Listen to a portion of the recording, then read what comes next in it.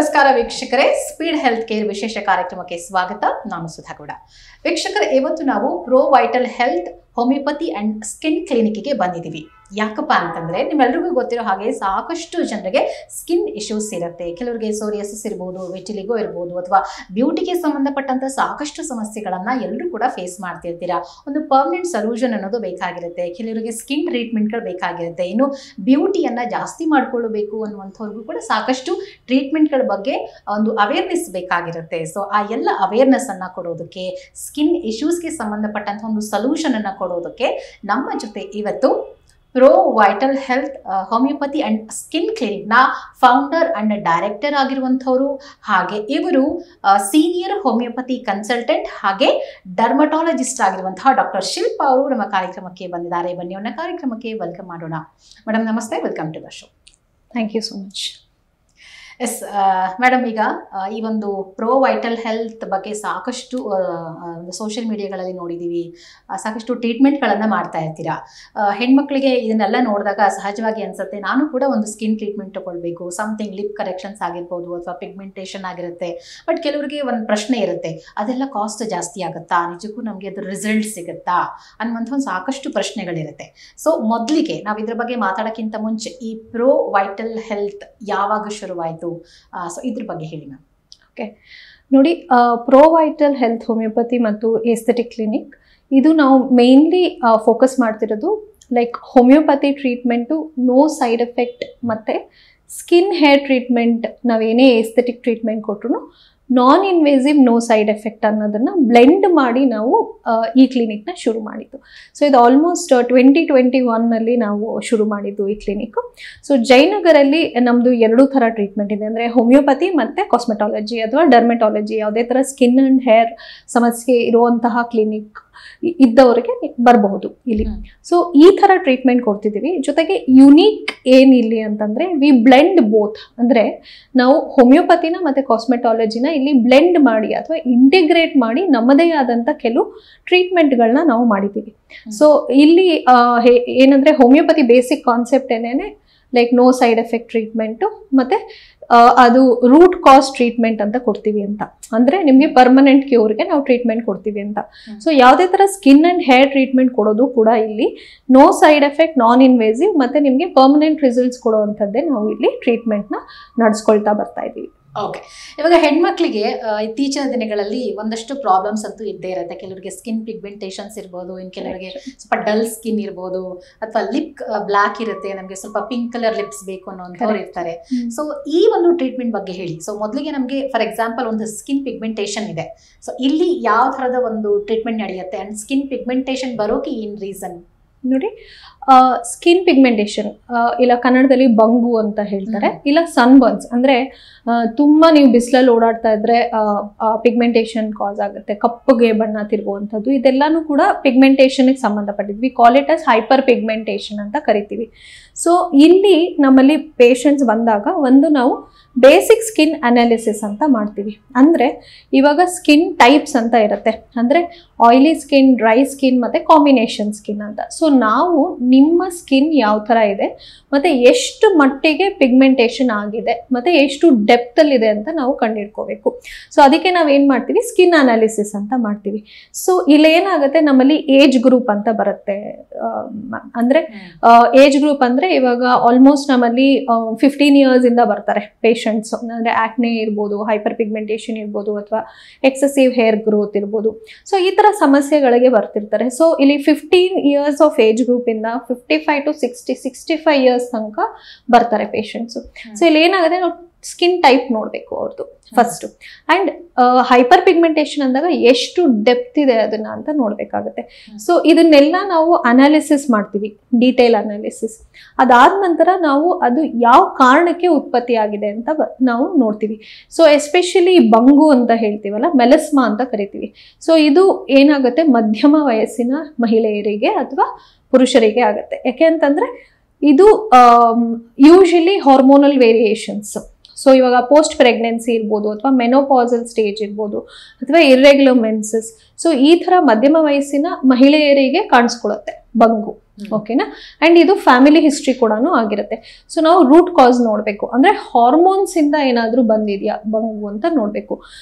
ಅದಕ್ಕೆ ನಾವೇನ್ ಮಾಡ್ತೀವಿ, if it is hormone related ನಾವೇನ್ ಮಾಡ್ತೀವಿ, ಇಂಟರ್ನಲಿ ಹೋಮಿಯೋಪತಿ ಮೆಡಿಸಿನ್ಸ್ ಕೊಡ್ತಾ, ಎಕ್ಸ್ಟರ್ನಲಿ ನಮ್ಮ ಕೆಲವು ಕಾಸ್ಮೆಟಾಲಜಿ ಟೆಕ್ನಿಕ್ಸ್ ಇದೆ.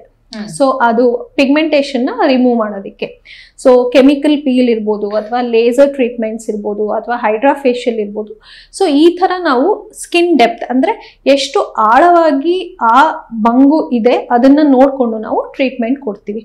ಸೊ ಏಜ್ ಗ್ರೂಪ್ ಕೂಡ ತುಂಬಾನೇ ಇಂಪಾರ್ಟೆಂಟ್ ಅಂತ ಹೇಳ್ಬೋದು. ಸೊ ಅರ್ಲಿ ಏಜ್ ಅಲ್ಲಿ ಇದ್ದಂಥವ್ರಿಗೆ ಬೇರೆ ತರ ಟ್ರೀಟ್ಮೆಂಟ್ ಇರುತ್ತೆ, ಮತ್ತೆ ಮಧ್ಯಮ ವಯಸ್ಸಲ್ಲಿರೋರಿಗೆ ಬೇರೆ ತರ ಇರುತ್ತೆ, ಮತ್ತೆ ಇವಾಗ 55 to 65 ಅವರಿಗೆ ಬೇರೆ ತರ ಇರುತ್ತೆ treatments. So depending on the skin analysis ಮತ್ತೆ ಯಾವ ಕಾರಣಕ್ಕೆ ಬಂದಿದೆ ಅದನ್ನ ನೋಡ್ಕೊಂಡು ನಾವು ಟ್ರೀಟ್ಮೆಂಟ್ ಕೊಡ್ತೀವಿ. ಓಕೆ, ಇವಾಗ ಎಷ್ಟು ದಿನ ಬೇಕಾಗಬಹುದು ಈ ಒಂದು ಸ್ಕಿನ್ ಪಿಗ್ಮೆಂಟೇಷನ್ ಟ್ರೀಟ್ಮೆಂಟ್ ತಗೊಳ್ಳುವಂತವರಿಗೆ? ಎಷ್ಟು ದಿನದಲ್ಲಿ ಅದು ಕ್ಯೂರ್ ಆಗುವಂತ ಚಾನ್ಸಸ್ ಇರುತ್ತೆ? ನೋಡಿ, ಯೂಶಲಿ ಸ್ಕಿನ್ ಅನಾಲಿಸಿಸ್ ಆದ್ಮೇಲೆ ನಾವು ಅವರಿಗೆ ಹೇಳ್ತೀವಿ, ಅಂದ್ರೆ ಡಿಪೆಂಡಿಂಗ್ ಆನ್ ದ ಡೆಪ್ತ್, ಎಷ್ಟು ಆಳವಾಗಿ ಪಿಗ್ಮೆಂಟೇಷನ್ ಇದೆ. ಸೊ ಇದ್ರ ಮೇಲೆ ನಾವು ಸೆಷನ್ಸ್ ಅಂತ ಹೇಳ್ತೀವಿ. ಸೊ ಇವಾಗ ಅವರಿಗೆ ಹಾರ್ಮೋನಲ್ ವ್ಯತ್ಯಾಸಗಳು ಏನಾದ್ರೂ ಇದೆ, ಅಥವಾ ದೇಹದಲ್ಲಿ ಏನಾದ್ರೂ ಒಬೆಸಿಟಿ ಇರ್ಬೋದು, PCOD ಇರ್ಬೋದು, ಹೈಪೋಥೈರಾಯ್ಡ್ ಇರ್ಬೋದು, ಅಥವಾ ಯಾವುದೇ ತರ ಹೆಲ್ತ್ ಕನ್ಸರ್ನ್ಸ್ ಇಂದ ಅವರಿಗೆ ಬಂಗ್ ಬಂದಿರುತ್ತೆ ಅನ್ಕೊಳ್ಳಿ, ಅದಕ್ಕೆ ನಾವು ಟ್ರೀಟ್ಮೆಂಟ್ ಕೊಡ್ತಾ ಸ್ಕಿನ್ ಅನ್ನ ನ್ಯಾಚುರಲಿ ಅವರಿಗೆ ವಿತ್ ವಾಟ್ ಈಸ್ ಸೂಟಬಲ್ ಅಂತ, ಅಂದ್ರೆ ಅವರ ಸ್ಕಿನ್ಗೆ ಯಾವ ಸೂಟಬಲ್ ಟ್ರೀಟ್ಮೆಂಟ್ ಅಂತ ನಾವು ನೋಡ್ಬಿಟ್ಟು ಸೆಷನ್ಸ್ ಇರುತ್ತೆ ನಮ್ಮಲ್ಲಿ. ಒಂದು ಮಿನಿಮಮ್ 3 to 6 ಸೆಷನ್ಸ್ ಅಂತ ಮಾಡ್ತೀವಿ. ಸೊ ಇದು ಯಾವಾಗ್ಲೂ ನಾವು 21 days ಒನ್ಸ್ ಮಾಡ್ತೀವಿ. ಸೊ ಇದೇನಕ್ಕೆ ಅಂತಂದ್ರೆ 21 days ಒನ್ಸ್ ಸ್ಕಿನ್ ರೆಜ್ಯುಮಿನೇಟ್ ಆಗುತ್ತೆ. ಸೊ ಅದಕ್ಕೋಸ್ಕರ 21 days ಒನ್ಸ್ ನಮ್ದು ಸೆಷನ್ಸ್ ಇರುತ್ತೆ. ಸೊ ಇವಾಗ ಕೆಲವರಿಗೆ 3 ಸೆಷನ್ಸ್ ಅಲ್ಲೇ ಹೊಟ್ಟೋಗುತ್ತೆ. ಸೊ ಇನ್ ಕೆಲವ್ರಿಗೆ ಏನಾಗುತ್ತೆ 6 ಸಿಟ್ಟಿಂಗ್ಸ್ ಬೇಕಾಗ್ಬೋದು, ಅಥವಾ 8 ಸಿಟ್ಟಿಂಗ್ಸ್ ಬೇಕಾಗ್ಬೋದು. So it depends on the skin type again. So ಅದನ್ನ ಸ್ಕಿನ್ ಅನಾಲಿಸಿಸ್ ಅಲ್ಲೇ ನಾವು ಅವರಿಗೆ ಹೇಳ್ತೀವಿ, ಈ ತರ ನಿಮ್ಗೆ ಟ್ರೀಟ್ಮೆಂಟ್ಸ್ ಬೇಕಾಗುತ್ತೆ. ಓಕೆ, ಇದು ಟ್ರೀಟ್ಮೆಂಟ್ ಪಾರ್ಟ್ ಆಯ್ತು. ಸ್ಕಿನ್ ಪ್ರೊಟೆಕ್ಷನ್, ಸೊ ನಾವು ಸ್ಕಿನ್ ಅನ್ನು ಹೇಗೆ ಕಾಪಾಡ್ಕೊಳ್ಳೋದು ಅಥವಾ ಸ್ಕಿನ್ ಅನ್ನ ನಾವು ಚೆನ್ನಾಗಿ ಇಟ್ಕೊಳ್ಬೇಕು ಅಂತಂದ್ರೆ ಸೊ ನಮ್ಮ ರೊಟೀನ್ ಹೇಗಿರಬೇಕು, ಎಸ್ಪೆಷಲಿ ಸ್ಕಿನ್ ಪಿಗ್ಮೆಂಟೇಷನ್ ಇರುವಂತವರಿಗೆ? ನೋಡಿ, ಒಂದು ಇಲ್ಲಿ ಪ್ರೊಸೀಜರ್ ಮಾಡಿಸ್ತಿರುವಾಗ ಯಾವ ತರ ಸ್ಕಿನ್ ಅನ್ನ ಮೇಂಟೈನ್ ಮಾಡಬೇಕು, ಇಲ್ಲ ಮನೆಯಲ್ಲೇನೆ ನಿಮ್ಗೆ ಇನ್ನೇನ್ ಶುರು ಆಗ್ತಿದೆ ಅಂದ್ರೆ ಇವಾಗ ಪಿಗ್ಮೆಂಟೇಷನ್ಸ್ ಶುರು ಆಗ್ತಿದೆ ಬಟ್ ಆಳವಾಗಿಲ್ಲ ಅಂದ್ರೆ ಟ್ರೀಟ್ಮೆಂಟ್ ರಿಕ್ವೈರ್ಮೆಂಟ್ ಇರೋದಿಲ್ಲ, ಬಟ್ ಮನೇಲೆ ನೀವು ನೋಡ್ಕೋಬಹುದು. ಅಂದ್ರೆ ಇವಾಗ ನಾನು ಒಂದು ಟಿಪ್ ಹೇಳ್ಬೋದು, at home to take care, ಅಂದ್ರೆ ಮನೇಲೇ ಇದ್ದು ಸ್ಕಿನ್ ಅನ್ನು ಯಾವ ತರ ನೋಡ್ಕೊಳ್ಳೋದು ಅಂತ. ಇನ್ನೊಂದು, ನಮ್ಮ ಸೆಷನ್ಸ್ ತಗೊಳ್ತಿರ್ತಾರಲ್ಲ ಅವರು ಯಾವ ತರ ಸ್ಕಿನ್ ಅನ್ನ ಮೇಂಟೈನ್ ಮಾಡ್ಬೇಕು ಅಂತ. ಸೊ ಫಸ್ಟ್ ನಮ್ಮಲ್ಲಿ ಸೆಷನ್ಸ್ ತಗೊಳ್ತಾರಲ್ಲ, ಅಂದ್ರೆ ಈ ಬ್ರೈಟನಿಂಗ್ ಸೆಷನ್ಸ್ ಇರ್ಬೋದು, ಕೆಮಿಕಲ್ ಪೀಲ್ಸ್ ಇರಬಹುದು, ಅಥವಾ ಲೇಸರ್ ಟ್ರೀಟ್ಮೆಂಟ್, ಈ ತರ ತಗೊಂಡವರಿಗೆ ನಾವು ಯೂಶ್ವಲಿ ಏನ್ ಹೇಳ್ತೀವಿ, ಮನೆಯಲ್ಲಿ ಅವರು ಆದಷ್ಟು ಮೈಲ್ಡ್ ಮಾಯಿಶ್ಚರೈಸರ್ಸ್ ನ ಯೂಸ್ ಮಾಡೋದಕ್ಕೆ. ಯಾಕೆಂದ್ರೆ ಅದನ್ನ ನಾವೇನೆ ಹೇಳ್ತೀವಿ ಯಾವ ತರ ಯೂಸ್ ಮಾಡ್ಬೇಕಂತ. So moisturiser is very important, ಅಂದ್ರೆ ಸ್ಕಿನ್ ಬಿಲ್ಡ್ ಆಗೋದಕ್ಕೆ ಮಾಯಿಶ್ಚರೈಸರ್ ಇಸ್ ವೆರಿ ಇಂಪಾರ್ಟೆಂಟ್. ಇದರ ಜೊತೆಗೆ ಅವರು ಕ್ಲೆನ್ಸಿಂಗ್ ಚೆನ್ನಾಗಿ ಮಾಡ್ಕೋಬೇಕು. ಅಂದ್ರೆ ಅವರು ಡೇ ಟೈಮಲ್ಲಿ ಏನಾದರೂ ಪ್ರಾಡಕ್ಟ್ಸ್ ಯೂಸ್ ಮಾಡ್ತಿದ್ರೆ, ಮೇಕಪ್ಸ್ ಯೂಸ್ ಮಾಡ್ತಿದ್ರೆ, ಸೊ ಅದನ್ನ ಕ್ಲೆನ್ಸ್ ನೀಟಾಗಿ ಮಾಡ್ಕೋಬೇಕಾಗುತ್ತೆ. So very important is cleansing.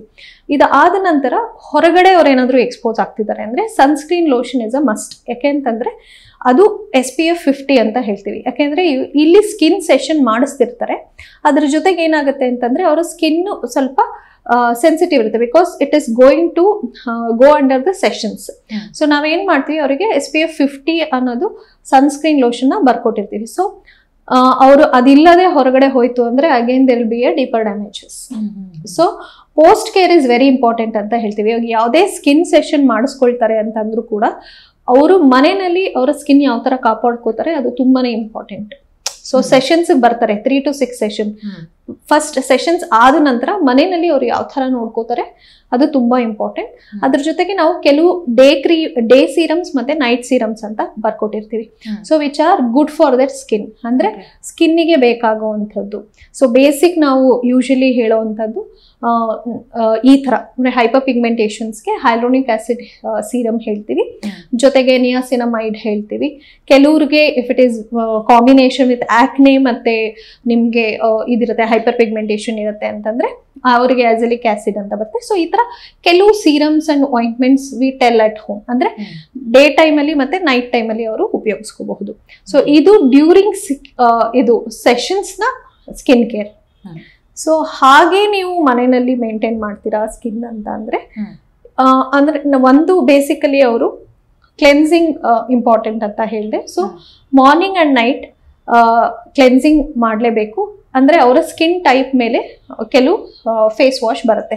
ಅಂದ್ರೆ ಆಯಿಲಿ ಸ್ಕಿನ್ಗೆ ಒಂಥರ, ಡ್ರೈ ಸ್ಕಿನ್ಗೆ ಒಂಥರ, ಕಾಂಬಿನೇಷನ್ ಸ್ಕಿನ್ಗೆ ಒಂಥರ ನಿಮಗೆ ಫೇಸ್ ವಾಶಸ್ ಬರುತ್ತೆ. ಸೊ ಅದನ್ನ ನೀವು ನಿಮ್ಮ ಡರ್ಮೆಟಾಲಜಿಸ್ಟ್ ಅಥವಾ ಡಾಕ್ಟರ್ಸ್ ಹತ್ರ ಸ್ಕಿನ್ ಟೈಪ್ ಒಂದು ತಿಳ್ಕೊಬೇಕಾಗತ್ತೆ. ಸೊ ಅದನ್ನ ತಿಳ್ಕೊಂಡು ನೀವು ಫೇಸ್ ವಾಶ್ನ ಯೂಸ್ ಮಾಡಕ್ ಶುರು ಮಾಡಿದ್ರೆ ತುಂಬಾನೇ ಚೆನ್ನಾಗಿ ಹೆಲ್ಪ್ ಆಗುತ್ತೆ. ಅದ್ರ ಜೊತೆಗೆ ಈವನ್ ಮಾಯಿಶ್ಚರೈಸರ್ಸು ಕೂಡ ನಿಮ್ಗೆ ಆಯಿಲಿ ಸ್ಕಿನ್, ಡ್ರೈ ಸ್ಕಿನ್ ಮತ್ತೆ ಕಾಂಬಿನೇಷನ್ ಸ್ಕಿನ್ ಅಂತಾನೆ ಇರುತ್ತೆ. ಅಂದ್ರೆ ನಿಮ್ಮ ಸ್ಕಿನ್ಗೆ ಪರ್ಟಿಕ್ಯುಲರ್ ಮಾಯಿಶ್ಚರೈಸರ್ ಅಂತ ಹೇಳ್ತೀವಿ. ಸೊ ಅದು ನೀವು ಸೂಟಬಲ್ ಮಾಯಿಶ್ಚರೈಸರ್ ಯೂಸ್ ಮಾಡ್ತೀರಾ ಅಂದ್ರೆ ಡೆಫಿನೆಟ್ಲಿ ಹೆಲ್ಪ್ ಆಗುತ್ತೆ.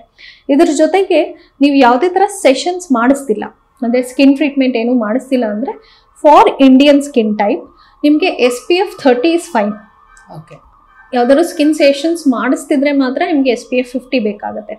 ಇಲ್ಲಾಂದ್ರೆ ಇಂಡಿಯನ್ ಬೇಸಿಕ್ ಸ್ಕಿನ್ ಟೈಪ್ಗೆ ನಿಮಗೆ SPF 30 ಸಾಕು. ಸೊ ಇದನ್ನ ನೀವು ಹೊರಗಡೆ ಹೋಗುವಾಗ ನೀವು ಯೂಸ್ ಮಾಡಲೇಬೇಕು.